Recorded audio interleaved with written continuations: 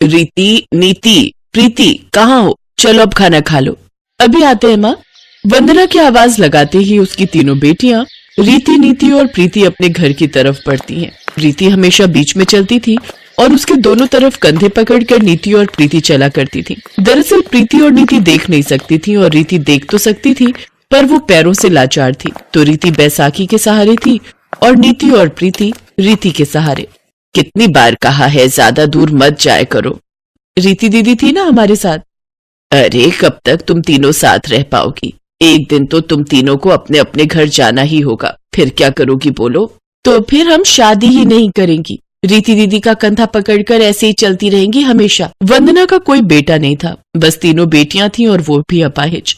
वंदना को इस बात का बहुत दुख था। वंदना का पति श्याम एक छोटा किसान था और बड़ी मेहनत से अपना और अपने परिवार का पेट पालता था।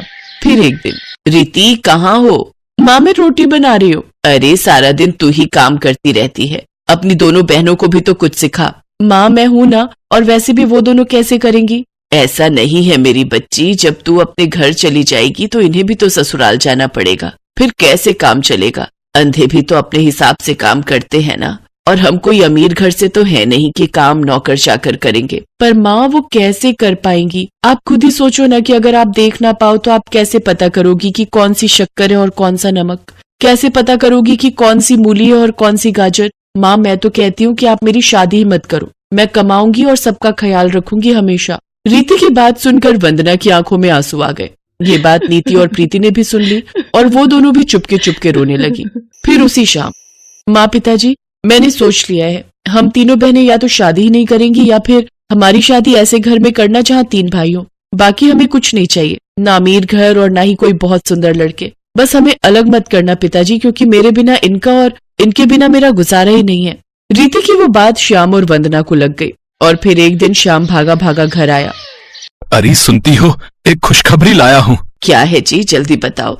वो किशनपुर है ना, वहाँ किशोरी लाल जी का परिवार रहता है। उनके 3 बेटे हैं और तीनों ही कुंवारे हैं। वो अपने बेटों की शादी करना चाहते हैं। इससे बढ़िया मौका नहीं मिलेगा। अगर उन तीनों लड़कों से अपनी बेटियों की शादी हो जाती है तो वो हमेशा साथ रह सकेंगी। पर वो हमसे रिश्ता जोड़ेंगे क्या? वो तो अरे यही तो बताना है तुम्हें। अब इसे भगवान की लीला ही कहो। वो तीनों भाई भी जरा कम देख पाते हैं, इसीलिए शायद वो मान जाए। अच्छा, तब तो आप फटाफट बात चलाओ। अगले ही दिन श्याम किशोरी लाल के घर पहुंचा और उससे अपनी बेटियों के रिश्ते की बात की। किशोरी लाल ने भी रिश्ते के लिए हाँ कर दी और श्याम से शादी की तैयारियां शुरू कर दी। तीनों बहनें भी बहुत खुश थीं। फिर शादी की तारीख भी आ गई, लेकिन फेरों से ठीक पहले। 1 मिनट रुको पंडित जी, इतनी जल्दी भी क्या है? हाँ तो श्याम जी, जरा दहेज वहेज का हिसाब तो समझाओ। पर दहेज की तो बात ही नहीं हुई थी किशोरी लाल जी, और जितना मुझसे बन पड़ा उतना तो मैं कर ही रहा हूँ। अरे तो हम अपने लिए कहाँ कुछ मांग रहे हैं? आप 3-3 बेटियां दे रहे हो। कल को बच्चे कहीं घूमने जाएंगे तो हर जगह ऑटो और बस के धक्के खाते फिरेंगे क्या? अब आप ऐसा करो कि एक ऐसी कार दे दो जिसमें 7 लोग आ जाएं। बस, बाकी कुछ नहीं चाहिए। है? पर ऐसी कार तो बहुत महंगी आएगी। मैं गरीब कहाँ से लाऊंगा किशोरी लाल जी? अरे तो अभी की बात कौन कर रहा है? हम आपकी तीनों बेटियों को ब्याह कर ले जा रहे हैं, ठीक है? ठीक 1 महीने बाद आप कार ले आना, और अगर नहीं ला पाए तो अपनी बेटियों को वापस ले जाना। बहुत बेगैरत आदमी हो किशोरी लाल, है? अपने बेटों की शादी करने आए हो या सौदा करने आए हो बे?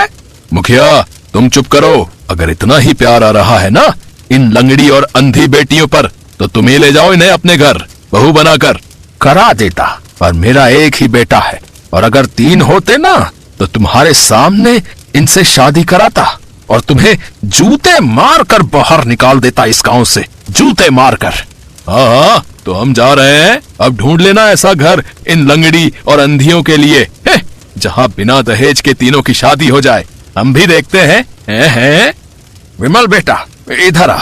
श्याम भाई बताओ कि आप मेरे बेटे के साथ अपनी कौन सी बच्ची की शादी करना चाहते हो, बताओ। मुखिया जी, आपकी इस दरिया दिली के लिए बहुत बहुत धन्यवाद, लेकिन हम तीनों अलग नहीं रह सकती। मेरी बहनें मेरे ही सहारे हैं, तो या तो हम तीनों एक ही घर जाएंगी या फिर। शादी तो होगी बेटी, और इस लालची किशोरी लाल के सामने ही होगी। श्याम भाई, मेरा एक ही बेटा है और आपको अजीब लगेगा, लेकिन अब कोई चारा नहीं है। मैंने जबान दे दी है। मैं अपनी तीनों बेटियों का हाथ अपने बेटे विमल के लिए मांगता हूँ। बताओ, आपको मंजूर है?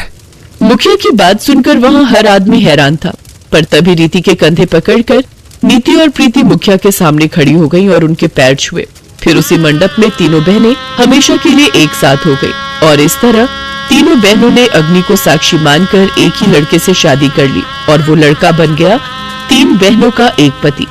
और किशोरी लाल अपने 3 बेटों के साथ खाली हाथ वहां से बेइज्जत होकर चला गया।